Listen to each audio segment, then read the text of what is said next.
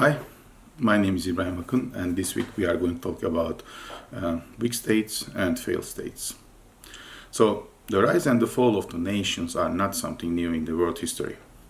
It has been a general understanding that the most serious dangers to US and the world security are not longer from the military threats, but from the poorly governed countries. Since the Cold War, and weak and failing states have become the most severe problems for international order.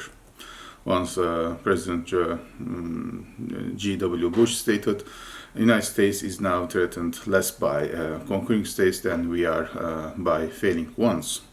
Also, I remember once the State Secretary Rice, during an interview, said nations that are incapable of exercising responsible sovereignty have a spillover effect in the form of terrorism, weapons proliferation, and other dangers.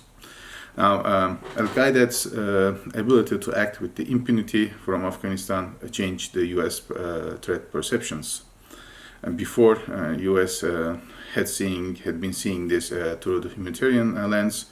Following 9/11 attacks, U.S. has changed its threat perceptions and started strengthening the sovereignty capacities of weak states to control their territories, to combat with the internal threats of terrorism, insurgency, and organized crimes. So, to understand all these developments, we are going to now talk about weak states, failing states, how these states affect the regional and/or global stability, and how we are grading them and what we can do about them. So let's start. So what's a weak state? So there are some states that are unable or unwilling to meet with the basic needs of the populations. And these can be regarded as education, the health care, transportation, basic economic activities, and other social services. So state strength is relative and can be measured by states' ability or willingness to provide these fundamental political goods associated with statehood, physical security, legitimate political institutions, economic management, and social welfare. So, how we can define a weak state? So, a weak state is weak in its core functions of providing security to its citizens, security gap, providing basic services to its citizens, having legitimacy among its people. And there are some characteristics of weak states. We can regard them as the ability to provide adequate measures of political goods is diminished or diminishing. The physical infrastructural networks are deteriorated. School, social services, healthcare show sign of neglect, particularly outside the main states. We can typically examples of these countries are Iraq and Syria at this moment. So what's a failed state? A failed state is a state which disintegrated to point where basic conditions and responsibilities of government no longer function properly. The characteristics of a failed state are loss of control of its territory, or the monopoly of the legitimate use of physical force therein, erosion of legitimate authority to make collective decisions, inability to provide public services, inability to interact with other states as a full member of internal community, inability to raise taxes. Those states we can give an example as Libya, Yemen, and Somalia. Now, as I mentioned, very typical examples for weak states, it was Iraq and Syria, and we know that now. Let's talk about Iraq. They have some security forces along their borders. Mainly, they are controlled by the Iraqi forces. However, there are some signs of, I will say, weaknesses or lack in the security forces to protect their borders, but particularly they can protect their borders, and also the rule of the laws also are mainly can be applied, despite the fact that the corruption is there too. But if you go to the failed states, like let's say, for an example, like Libya, I will say now there are two governments that they say they are in the power, and the borders cannot be controlled properly. There are fights within the tribes over there. The rule of law is not applied at all, I will say. It's really difficult to see these kind of things. Every party has their own rules, and there is no proper function of education and or social welfare and other things. So really these have some also, I will say, similarities and also differences. So let's talk about the similarities in general. So in general, I will say they all, weak states and also failed states, they fail providing the security realm, the political realm, and an economic realm. Especially if we go to and check these statistics, we will see that the GDPs in both states really fall down greatly. The political goods or the parties or the people, elites, they do not take responsibilities at all. And in both types, I will say the corruption is highly existence in the state authorities, business especially. If you go there and in terms, let's say, I was in Dubai working person, I can say that for a project in Iraq, nearby the Iranian border. And I know that the corruption within the authorities, minister level even, is highly there.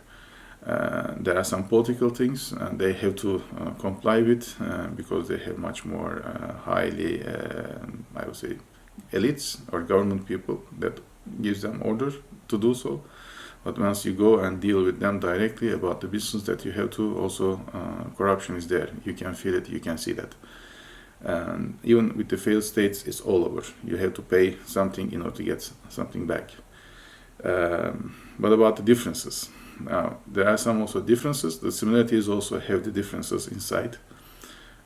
In failed state, I will say there is no public services or authority at all. In weak states, the core elements are diminished, but their existence are there. In failed states, the economy collapsed. Involuntary of people movement, such as refugee crisis, erupts. Widespread of corruption and criminal activities cannot be controlled. In weak states, the major economic activities can be executed still, despite the fact that the corruption is still there. And the security forces are in place to fight with the criminals, especially in the major cities, I will call. So if you go to Baghdad, you will see that you will feel the security forces are there.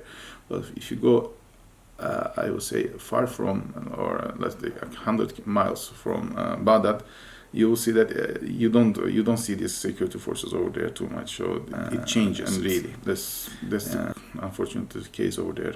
The government loses territory control in the failed states, so there is no really security check on the borders. So it's a good opportunity for some other, I would say, illicit business providers. In weak states, the security of the borders are majorly under the control of government.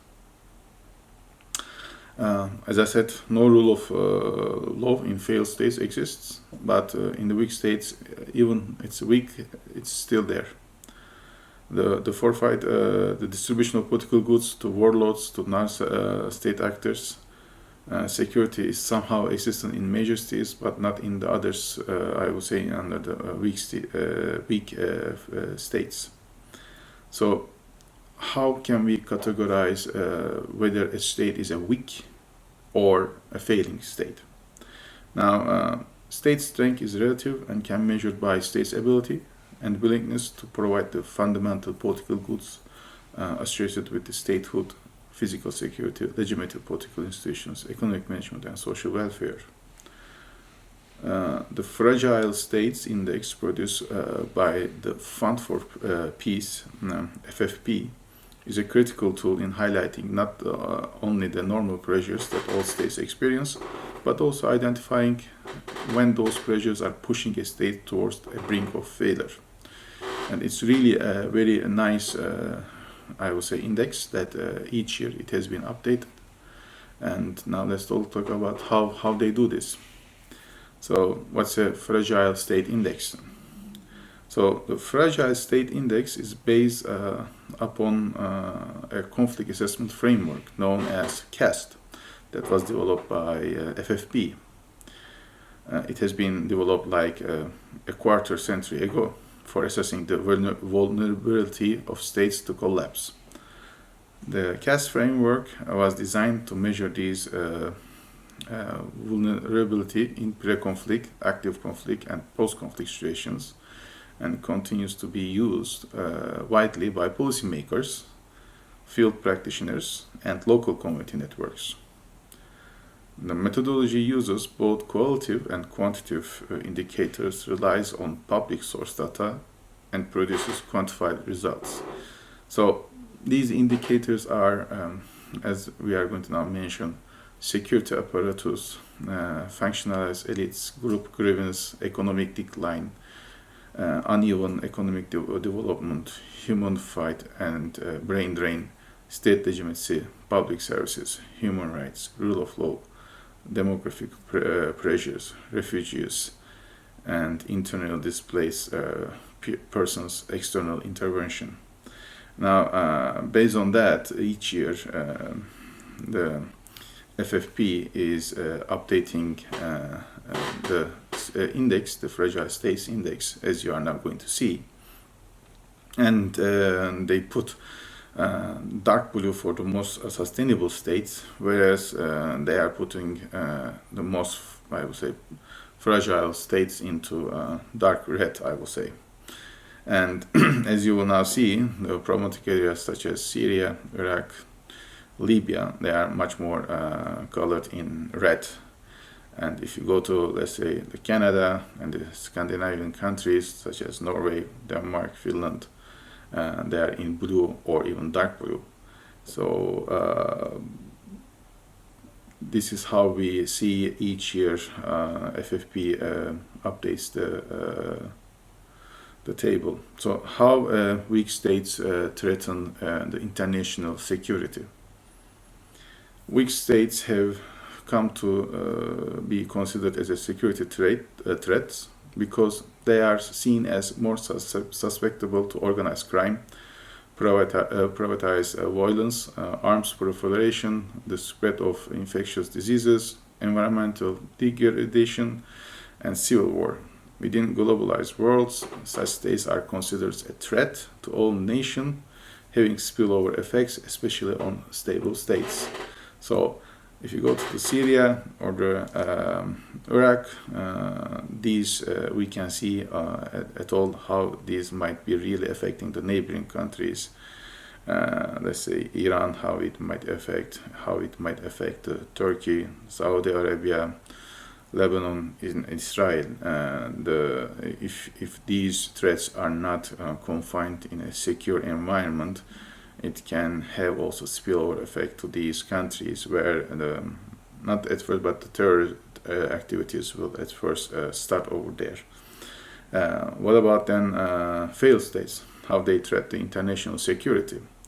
The failed states are said to be non-functional and characterized by complete lack of legitimacy of government, such as in Somalia we have said.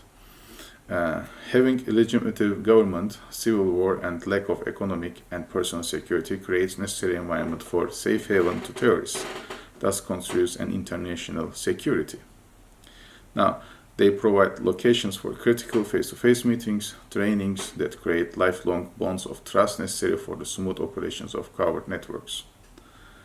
They are excellent conduits for transnational crimes, drug and human trafficking, primarily that fund ongoing operations. Now, let's go to the one of these Somalia, let's say, and there's something that I would like to also talk about this. If you go to Somalia, you will see that yes, it's a really failed state, and because there is no really functioning government, I will say, at all, there are a lot of problems about these things that we have just said. Also, moreover, you will see for the environment, which is a very much we have talked about since, but there are some also reports and incidents that have shown that some international illicit business, they put the toxic materials on the shore of Somalia. So why? Because it's much more cheaper, if they are going to process under the normal conditions. So they throw their toxic materials and waste over there onto the shore, and they really cause other problems, such as food problems. And then the people eat these fishes and they start to become ill or even die. So this kind of also really it affects the international security, or like other terrorist groups come to those states, they really try to allocate camps over there and training facilities and train all these terrorists, and these terrorists then are sent to other countries to fight with other government security forces. And these are really important things that we should bear in mind. But really, is there a direct link between the weak or failed states with terrorism? Is that really true?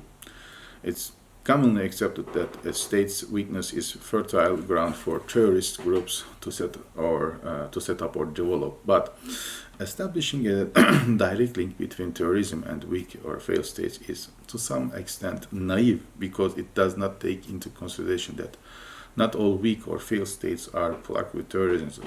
So if you go to the chart, you will see that, let's say, Egypt is there, but you will not see the terrorist activities as great as in, let's say, Iraq or Syria. Why? Because there is a willingness that the government is controlling these groups over there, and they don't let them to spread the terrorism activities over within the country. Not all and weak states attract terrorist groups due to the fact that not all of them offer an ideal safe haven for these groups. Regions of total state collapse, as it is the case of Somalia, do not constitute an ideal places where to settle for terrorist organizations that are indeed considered quite unpleasant. Terrorists do in fact prefer territories that are barely ruled rather than ungoverned and in the hands of tribal clans. Therefore, it will be convenient to think that other factors prior to establishing the weak and failed states with terrorism. If I may say, I think this event or this condition as like a virus and a human being. If we think that the virus as a terrorism and the human body as a state, a normal state, let's say, if you are strong, let's say like Norway, which is one of the dark blue, I would say, in terms of sustainable countries, it means that the virus tries to enter the body through the immunity systems, and the immunity systems, no, I am not going to allow you this, because of all these institutions and strong economy, and the people over there, they will not accept these kind of acts. But if the body is dead and the virus tries to, let's say, diffuse over there, the virus will think that, okay, why I'm here, there is nothing left over for me to have the benefits. So the virus also, they don't want to go there and really infect this, because they think there are not many left to take as an advantage, to take as a benefits. So the terrorist thinks, I need an ill body, an ill body that it's weak, it's not dead, and it is a problematic, it struggles, so I need to take the advantage of it.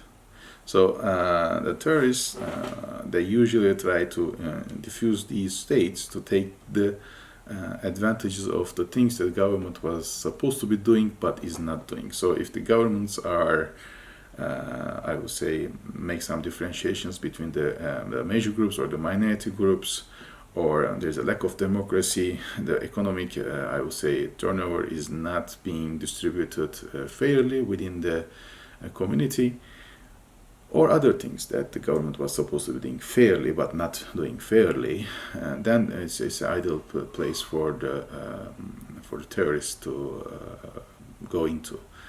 That's how I look into this as an example. Denial of sanctuary area, how to stop and non-actors accessing these states.